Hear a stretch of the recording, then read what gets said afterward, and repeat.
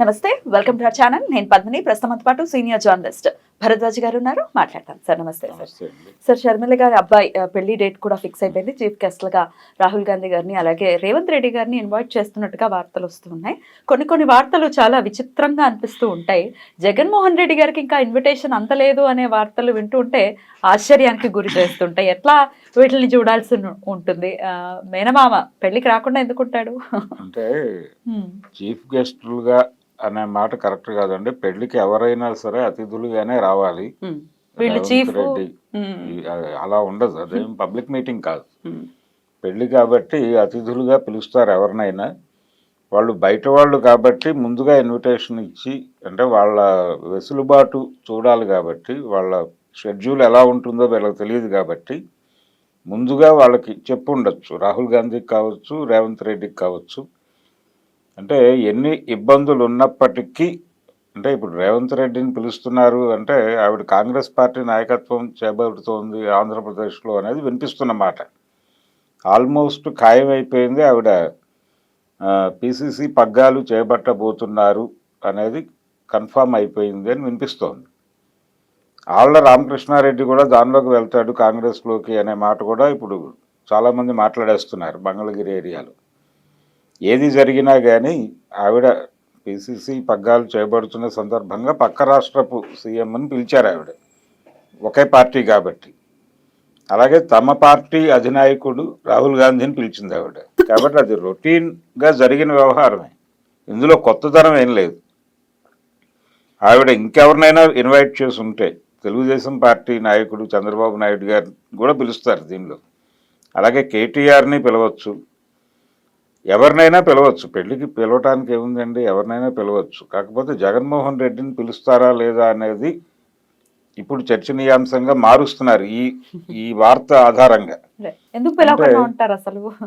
రాహుల్ గాంధీని ఇతన్ని ఎందుకు పిలిచారు? ముందుగా పిలిచేందుకు కారణం వాళ్ళ షెడ్యూల్స్ ఎలా ఉంటాయో తెలియక. జగన్మోహన్ రెడ్డి సొంత మనిషి కాబట్టి ఈరోజు కాకపోతే రేపు, రేపు కాకపోతే పెళ్లి రోజు ఉదయం వెళ్ళి చెప్పినా కానీ ఫోన్ చేసినా ఆయన వస్తాడు. అసలు ఈ వ్యూహ రచనలో కూడా ఆయన ఉండి ఉండొచ్చు. అంటే ఈ పెళ్లి అనేది వ్యూహం అనుకుంటే ఈ పెళ్లి తాలూకా ప్రోగ్రామింగ్లో ఆయన ఉండి ఉండొచ్చు. అయితే చాలా కాలంగా అనిల్ కుమార్, బ్రదర్ అనిల్ కుమార్ కూడా ఆంధ్రాలో ఎక్కువ కేంద్రీకరించి చాలా ఊళ్ళల్లో పాస్టర్ల సమావేశాలు పెడుతున్నాడు ఆయన. కర్నూలు నుంచి మొదలు పెడితే చాలా ఏరియాల్లో జరిగినాయి. అంటే వీళ్ళందరినీ కాంగ్రెస్కి అనుకూలంగా మార్చేటువంటి ఒక ప్రోగ్రాం మొదలుపెట్టాడు ఆయన ఆల్రెడీ. అంటే ఈవిడ పిసిసి పగ్గాలు చేపట్టడానికంటే ముందే గ్రౌండ్ ప్రిపేర్ చేసే పనిలో ఆయన ఉన్నాడు. ఇలా ఒక గట్టి పునాది వేసుకునే ప్రయత్నంలో ఆవిడ ఉన్నారు రాజకీయంగా కూడా. ఏపీలో, తెలంగాణలో అయిపోయింది. ఇప్పుడు జాతీయ పార్టీ ప్రతినిధిగా ఆవిడ ఆంధ్రప్రదేశ్ వెడుతున్నారు కాంగ్రెస్ పార్టీ. రెండోది, ఇక్కడ తెలంగాణలో విజయం సాధించటం, దాని తాలూకా ప్రభావంతో అక్కడ కాంగ్రెస్ పార్టీ పూర్వ వైభవం పొందడానికి కొంత ప్రయత్నం జరుగుతుంది. అంటే సుషుప్తావస్థలో ఉంది అక్కడ కాంగ్రెస్ పరిస్థితి. ఓట్ బ్యాంక్ మొత్తం కూడా నిద్రలో ఉంది. ఆ నిద్ర మేల్కొని కొద్దో గొప్ప లేచినటువంటి ఓట్ బ్యాంక్ని ఎలా వినియోగించాలి అనేది వ్యూహరచన ఒకటి జరుగుతోంది. వాళ్ళ ప్రధాన శత్రువుగా వాళ్ళు జగన్ని చూస్తున్నారు. అంటే ఆంధ్రప్రదేశ్లో కాంగ్రెస్ పార్టీని పూర్తి స్థాయిలో ఈ స్థితికి తీసుకొచ్చింది జగన్మోహన్ రెడ్డి అని బలంగా రాహుల్ గాంధీ అలాగే సోనియా గాంధీలు నమ్ముతున్నారు. అలాగే తన అరెస్టు వెనకాల చంద్రబాబు, సోనియా గాంధీ ఉన్నారు అని ఆయన చాలా సందర్భాల్లో మాట్లాడుతూ వచ్చాడు జగన్మోహన్ రెడ్డి. సో రాజకీయాల్లో శాశ్వత శత్రువులు, మిత్రులు ఉండరు. కాబట్టి ఇప్పుడు ఆయన మారుతున్న పరిస్థితుల రీత్యా కొంత కాంగ్రెస్ వైపు కూడా అనుకూలంగా ఉండాలి అని జగన్మోహన్ రెడ్డి అనుకుంటున్నాడు అనే మాట కూడా వినిపిస్తోంది. కానీ మొన్న జరిగినటువంటి ఎన్నికల్లో ఒక తెలంగాణలో తప్ప మిగిలిన ఎక్కడా కాంగ్రెస్ పార్టీ తన ప్రభావాన్ని చూపించలేకపోయింది. బీజేపీ ప్రభే వెలిగింది. కాబట్టి జాతీయ స్థాయిలో రేపు జరగబోయేటువంటి పార్లమెంట్ ఎన్నికలు చాలా కీలకంగా మారుతున్నాయి. అలాగే ఏపీలో బీజేపీ అంటే పర్టికులర్గా జనసేన టీడీపీతో ఉంది కాబట్టి జనసేనని టీడీపీతో వదిలేసి వైసీపీతో ప్రయాణం చేసే ఛాన్స్ ఉందనే మాట్లాడుతున్నారు. అది జరిగితే సీరియస్గా అన్నా చెల్లెళ్ల యుద్ధం జరుగుతుంది అప్పుడు. అలాగూ రాజకీయ తెర మీద ఒకళ్ళ మీద ఒకళ్ళు విమర్శలు ప్రతి విమర్శలు చేసుకునేటువంటి ఛాన్స్ ఎలాగూ ఉంటుంది. కానీ దాన్ని ముందుకు లాక్కొచ్చి ఈ పెళ్లితో ముడిపెట్టి మాట్లాడేస్తున్నారు. ఇది ఇలా చూడక్కర్లేదు. పెళ్లి వరకు అంటే కుటుంబ వ్యవహారం, ఇది కుటుంబ వ్యవహారం వరకు కలిసే ఉంటారు. ఎన్ని శత్రుత్వాలు ఉన్నప్పటికీ రాజకీయ పరంగా పెళ్లికి మాత్రం ఆయన వస్తాడు, డెఫినెట్లీ ఆయన వస్తాడు. అలాగే ఫ్యామిలీ మొత్తం యునైట్గానే ఉంది, రాజకీయ భేదాభిప్రాయాలు ఉన్నప్పటికీ అనేటువంటిది బయటకి తీసుకెళ్లే ప్రయత్నం చేస్తాడు. అలాగే ఈ పెళ్లిలో ఇంకొకటి, విజయమ్మ గారికి అలాగే షర్మిలకి జగన్మోహన్ రెడ్డికి మధ్య సంబంధాలు బాలేవు అనేది, అంటే వీళ్ళిద్దరూ ఒకలాగా ఉన్నారు, ఒకవైపు ఉన్నారు, ఆయన ఒకడు ఒకవైపు ఉన్నాడు అనేది బయట విస్తృతంగా ప్రచారం జరుగుతోంది. ఎన్నికలు దగ్గర పడుతున్నాయి కాబట్టి కుటుంబ పరంగా మేమందరం ఒకటే. అంటే గతంలో కూడా ఎన్ని రాజకీయ విభేదాలు ఉన్నప్పటికీ వైఎస్ రాజశేఖర రెడ్డి గారు ఉన్న టైంలో కూడా ప్రతి 15 రోజులకి ఒకసారి కుటుంబం మొత్తం మీట్ అయ్యేది ఎక్కడో ఒక చోట.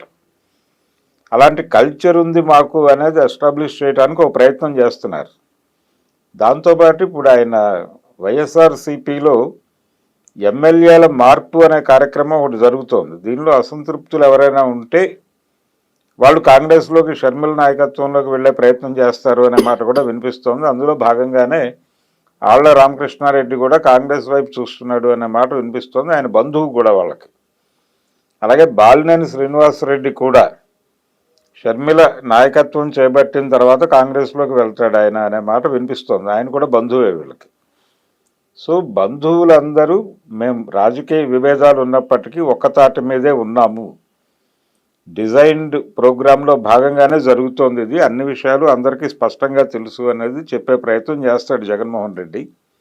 అందులో భాగంగానే ఆయన పెళ్లికి డెఫినెట్గా హాజరవుతాడు, అందులో ఎటువంటి అనుమానాలు అక్కర్లేదు.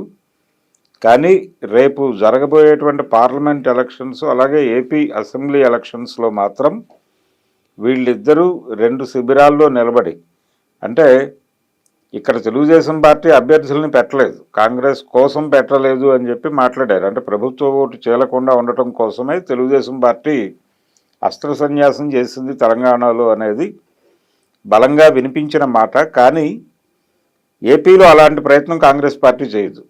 ఎందుకంటే క్యాడర్ని కాపాడుకోవటం, ఓట్ బ్యాంకుని పరిరక్షించుకోవటం అనేది వాళ్ళ ప్రధాన ప్రోగ్రాం కాబట్టి జాతీయ స్థాయి నాయకత్వాన్ని తీసుకొచ్చి క్యాంపెయినింగ్ చేయిస్తారు. ఇక్కడ చేయించాలంటే తెలుగుదేశం పార్టీ అభ్యర్థులు ఓడిపోయే అవకాశం ఉన్న చోట పోటీ చేయకుండా మిగిలిన ఏరియాల్లో వాళ్ళు పోటీ చేస్తారు. కాబట్టి పోటీలో డెఫినెట్గా కాంగ్రెస్ పార్టీ అభ్యర్థులు ఉంటారు. అంటే అప్రకటితమైనటువంటి ఒక సంధి నడుస్తోంది తెలుగుదేశం పార్టీకి కాంగ్రెస్కి.